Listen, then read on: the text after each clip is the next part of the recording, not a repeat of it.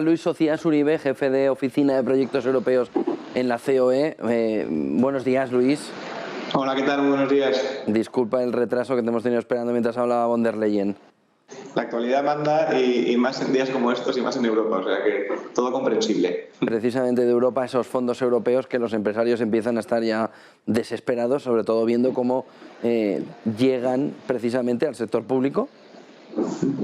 Efectivamente, y además se une y el contexto actual no hace sino ratificar la importancia de que se agilice de una vez esa llegada de fondos reales a las empresas de economía real. Y aquí lo que estamos viendo, y hemos publicado en CEO el segundo informe de seguimiento de fondos europeos, es que, en primer lugar, lo destinado a través de subvenciones a dinero que va a proyectos empresariales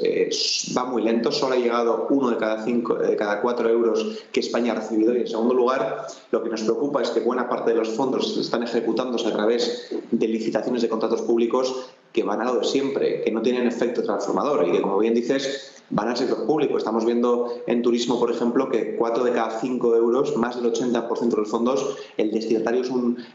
organismo público, un ayuntamiento, etcétera, para que luego lance su proyecto en modo de, por ejemplo, carril bici, que es lo que hemos visto ya en distintos contratos públicos. Por tanto, estamos incidiendo en que es necesario, y más en el contexto inflacionista actual y más en la situación que viene a partir de ese anuncio que hacía von der Leyen hace escasos minutos, de poner el dinero en circulación y que sean las empresas del sector privado quien lo pueda movilizar.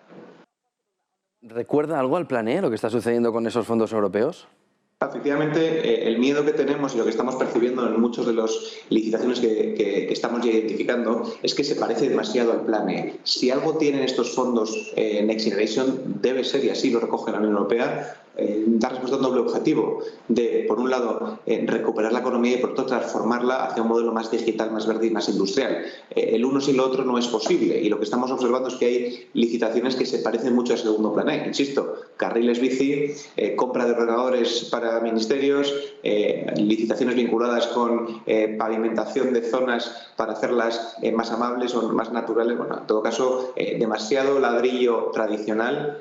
frente a una estrategia que debe ser transformar. Y yo me gusta, solemos decir en COE, que gastar no significa invertir y que ejecutar tiene que ser transformar. Y es algo que de momento no estamos viendo de manera extendida.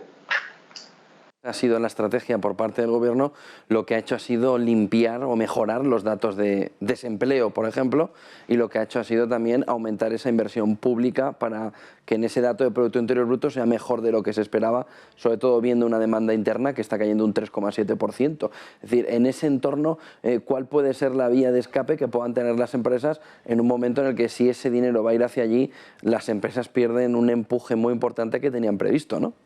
Claro, efectivamente, y además lo que estamos observando y lo que pensábamos es que, a colación además de la situación de la guerra o de la invasión rusa de Ucrania, donde estamos viendo la necesidad de acelerar la autonomía estratégica de Europa y desde luego de España, y rebajar, y así se ha visto esta mañana también, la dependencia energética fundamentalmente del gas y del petróleo de Rusia, lo que necesitamos era acelerar la llegada de fondos a aquellos ámbitos que suponen capacidades clave. Estoy pensando en el vehículo eléctrico, estoy pensando en las energías renovables, en aquellos ámbitos en los que realmente podemos ser competitivos por las condiciones de España y por las condiciones de nuestra industria, y que además es necesario reforzar esos fondos. Y además la Unión Europea va a ser especialmente flexible en el marco de ayuda del Estado en aquellos ámbitos vinculados con estas prioridades, porque es consciente que es una de las medidas que puede hacer más llevadera o menos importante el impacto de esa prohibición de importación de gas ruso en todas sus dimensiones. Por tanto, lo que estamos pidiendo es que se acelere esa llegada a la economía real y que se ponga la empresa en el centro, que es quien tracciona y quien moviliza la inversión, desde la gran empresa hasta los autónomos, pasando por las pymes, y que se evite esa tentación que impera en el sector público de destinar esto a lo de siempre, porque es lo fácil, porque es lo que estamos viendo que no genera efecto transformador, tiene un efecto de pan para hoy, hambre para mañana, que impide que España pueda acometer esa renovación que exige, que necesita y que las empresas están deseando acometer a través de esta ayuda europea, que sin duda es fundamental. Justo además estamos viendo los datos del paro que ha salido en estos momentos. El paro baja en 86.260 personas. La Seguridad Social gana 184.577 afiliados en abril. Se superan por primera vez los 20 millones de ocupados en un contexto en el que justo estamos hablando de cómo esos fondos europeos están yendo mucho a obra pública, que lo que precisamente genera son muchos puestos de trabajo, pero aún así llama la atención que en esos datos del paro una gran parte se cuadruplican los contratos fijos, que ya son uno de cada dos. Luis, ¿tenéis miedo de que ahora, con la llegada de esas medidas también de petróleo, en esas medidas, esos paquetes contra Rusia, se pueda intentar desviar parte de esos fondos europeos a nivel europeo? Se puedan desviar parte de esos fondos europeos hacia otras estrategias, por ejemplo, de renovación, de transformación energética, y se deje a un lado estos fondos Next Generation que no terminan de llegar 2 años después? Bien, nuestra visión es que una de las consecuencias que va a tener, y hay que estar atentos a junio, al próximo mes, la invasión rusa de Ucrania, es que lo que posiblemente lleve es a una reasignación de los fondos de cada país en función de su caída del PIB. Y estamos en un escenario en el que España puede que reciba hasta 4.000 millones más en ayudas que no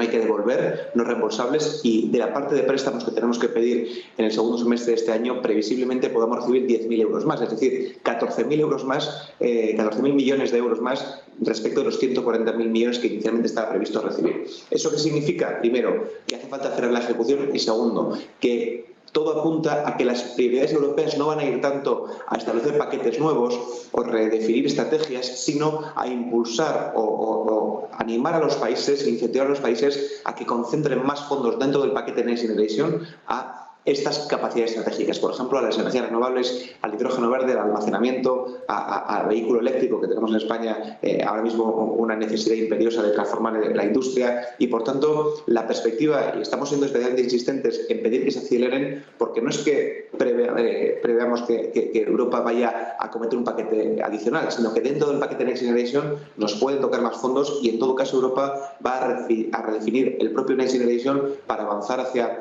proyectos de inversión que sean o que orienten a Europa a una mayor autonomía estratégica. Por eso estamos poniendo el foco en esto, y por eso las empresas estamos trasladando esta realidad para que pongan el foco sobre todo en aquello que sí nos va a dar autonomía estratégica frente a Rusia y frente a otros países ajenos a la Unión. Lo que pasa es que todas aquellas empresas o sectores que no estén vinculados a eso pueden perder el foco por parte de Europa y perder fondos europeos. Bueno, realmente, como estamos hablando de paquetes adicionales, estamos viendo que puede haber en esa dotación adicional que no estaba prevista una orientación de 14.000 millones adicionales hacia esta realidad. En el resto de ámbitos, lo que estamos solicitando a las empresas es que estamos ayudándoles a que estén orientadas a esa doble transición ecológica y digital, que además aquí aprovecho para trasladar una cuestión vinculada con el empleo. Estamos viendo que la licitación de obra pública genera empleo a corto plazo. Lo que estamos identificando ya es un gap en el ámbito de la formación. El problema que nos estamos encontrando es que en aquellos sectores incluso que están tirando más, está empezando a haber un cuello de botella porque no hay gente especialmente formada o preparada para poder acometer esas actuaciones, y más dirigido o relacionado o emanado de esa transición digital que estamos ya experimentando y traccionando. Por lo tanto, lo que estamos animando al resto de empresas no relacionadas con sectores que nos pueden dar autonomía estratégica es que sigan en esa batalla de la digitalización y la sostenibilidad, y sobre todo acompasando la inversión con formación en capacidades digitales y en materia verde, que es lo que realmente estamos viendo que está empezando a ser una necesidad en sectores como el turismo, como el transporte, etcétera. Pues muchas gracias, Luis Socias Uribe, jefe de la Oficina de Proyectos Europeos de la COE. Buen día, gracias por darnos todos esos detalles. Buen negocio. Buenos días, buen negocio, gracias.